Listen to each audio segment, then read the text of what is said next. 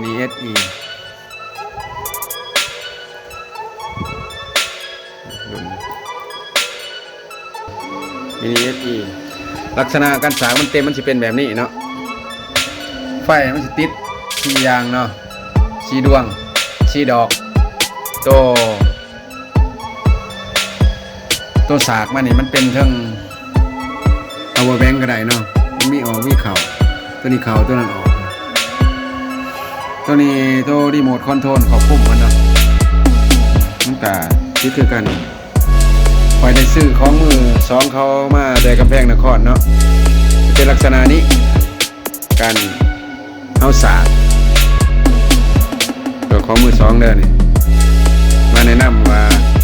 มันเต็มเป็นยังไงเนาะมันสิเป็นสีมันเต็ม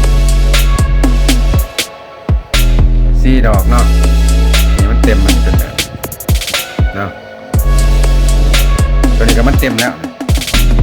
มันเต็มมันสิเป็นลักษณะนี้มันมี4ดวงเนาะ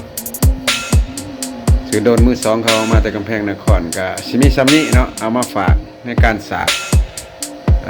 ให้มันเต็มสากไฟอะแดปเตอร์ธรรมดานี่นะการสากทานโดนเพื่อสร้างให้เต็มก็สิบินทดสอบเนาะเอามาฝากนี่ซ้ำนี่แหละแบ่งปันสิ่งที่หูเนาะคืออยากหูอยากเห็นนี่แหละในสองบอดี้เนาะอัตรา249 กรัมเนาะอันนี้ซื้อโดนมือ2เขา